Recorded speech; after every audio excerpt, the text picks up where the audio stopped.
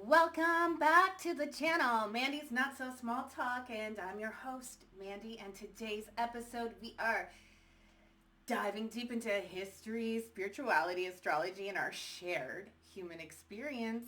We're exploring how ancient symbols and spiritual concepts have been distorted through trauma, why this matters, and how we can actually reclaim their true meaning to foster healing and unity. So we're actually going to start with Elon Musk's use of a controversial hand gesture and trace its roots back to ancient Rome. So you haven't seen already, this is kind of all over the news. For making it happen. Thank you.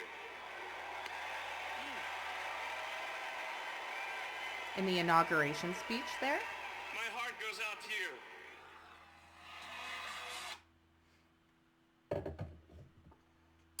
So, and then we're actually going to discuss the goddess Isis and what she truly represents, how her sacred name has been hijacked, and what this reflects about collective trauma. From there, we'll unpack the concept of scapegoating, both in ancient rituals and modern society, and connect to the idea of sacrifice.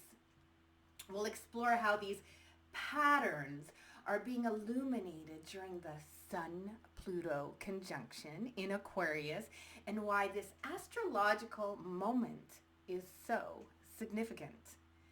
Finally, we'll tie everything together with the teachings from the Law of One and A Course in Miracles to understand the collective consciousness. How are we many yet one? How does the Age of Aquarius call us to embrace this understanding? There's so much to unpack, so let's dive in. I just want to say thank you for making it happen. Thank you. So recently, Elon Musk made waves with a hand gesture associated with the Roman salute. Historically, this gesture symbolized allegiance, unity, and respect within the Roman Empire. It was a way to honor shared purpose and collective strength. But over time, this symbol was hijacked, most infamously by Adolf Hitler and the Nazi regime, turning it into an emblem of hate and division.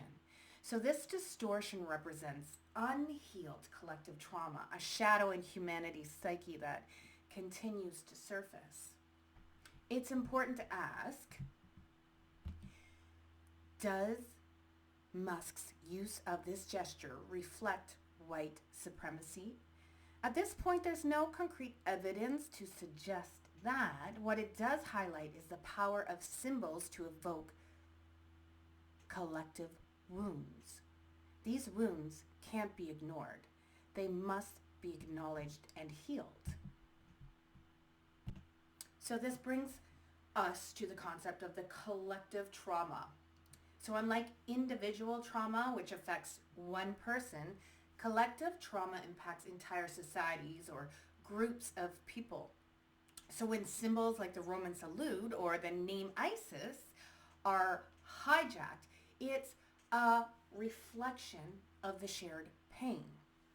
So take the goddess Isis. In Egyptian mythology, she embodies the divine femininity.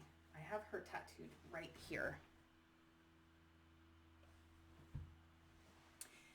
So she embodies divine femininity, healing, and regeneration. She's a powerful archetype of love, motherhood, and transformation. Yet today, many associate her name with the terrorist organization, a distortion that reflects fear and division instead of her true essence. So why does this happen? When humanity is unhealed, we actually project our pain outward, often onto sacred symbols. And these distortions, they don't change the inherent meaning of the symbol. They reflect the conscious collective. Or rather, I would rather like to say the collective psyche. So healing this requires us to reclaim these symbols and their true significance. In ancient times, sacrifice was central to many religious practices. Communities would offer animals or goods to the gods, believing that this would purify them of any sin or misfortune. Scapegoating rituals went a step further, placing a community sin onto a whole person or an animal, which then they were cast out or destroyed. So these practices reflect humanity's tendency to externalize pain rather than heal it. So by projecting their wounding onto another, people hoped that they would cleanse themselves without actually facing their shadows. You see my shadow back here? So today, we see modern forms of scapegoating in social media pile-ons, political blame, games, and societal marginalization. The energy of sacrifice remains, but it's expressed through projecting pain onto others rather than transforming it. So we can reframe this practice in healthier ways. For instance, we can write down our fears or our pain and burning the paper and offer that as a symbolic way to actually release what no longer serves us. This honors the need for purification without actually causing harm. So this brings us to the astrological moment we're in now. The Sun conjunct Pluto in Aquarius. That's the transit we're facing this week in particular.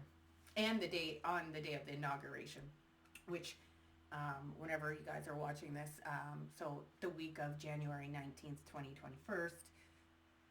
So the sun, it represents illumination, identity, and consciousness. And Pluto, the planet Pluto, symbolizes transformation, shadow work, and revealing what's actually hidden. And Aquarius focuses on innovation, collective consciousness, and collaboration. So this particular transit, it's inviting us to confront the shadows within our collective psyche. So Pluto exposes what needs transformation while the sun illuminates it, helping us to integrate these lessons. So in Aquarius, the focus is on the collective, how we work together as a unified whole while honoring individual contributions. This energy aligns perfectly with the Age of Aquarius, which calls us to move beyond hierarchical systems and embrace a more collaborative, inclusive way of being. It's about seeing our differences as strengths within a greater whole. This ties beautifully into the law of one, which is a channel philosophy that teaches we are all part of a unified consciousness. So while we experience individuality, we are fundamentally actually one entity. So like drops of water in the ocean. The drops of water are the ocean, but it isn't the ocean. The whole ocean, all of it together creates the ocean, and the ocean is one entity. So according to the law of one, the journey of humanity is to remember this oneness while honoring our unique roles. Every thought, action, intention ripples through the collective, influencing the whole. So this means healing ourselves. It's not just personal, it actually contributes to the healing of all. So A Course in Miracles complements this by teaching that nothing has inherent meaning except the meaning that we actually give it. So our collective stories, shaped by media and culture and shared beliefs, hold incredible power. So the more people align with a particular narrative, the more it actually manifests into physical reality.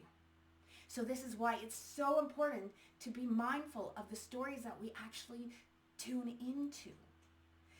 Are they rooted in fear and division, or love and unity? So the Age of Aquarius asks us to embrace both our individuality and our oneness. It's not about conformity. It's about collaboration. So when we honor our unique gifts and contribute them to the collective, we create a more harmonious and powerful world. So Pluto in Aquarius challenges us to dismantle the systems of oppression and division, bringing light to the shadowy aspects of power and control. It invites us to work together as equals, recognizing that our strength lies in unity, the power of the people. So this is a time to reclaim distorted symbols, heal collective trauma, and rewrite the stories that shape our world.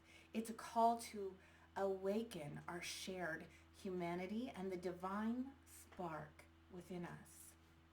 So thank you for joining me on this journey through this history, spirituality, and astrology. From the goddess Isis to the Roman salute, from scapegoating to collective consciousness, we've explored how these threads weave together to tell a larger story about humanity.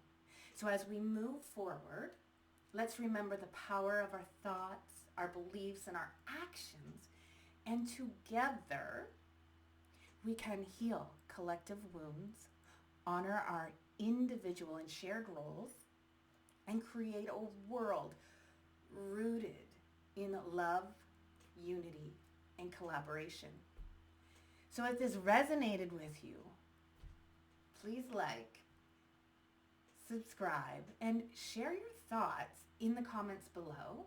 So what meaning do you give to the symbols and stories in your life? So let's continue this conversation and this journey together. Share your stories, your thoughts, your feedback below. And until next time, take care and be well.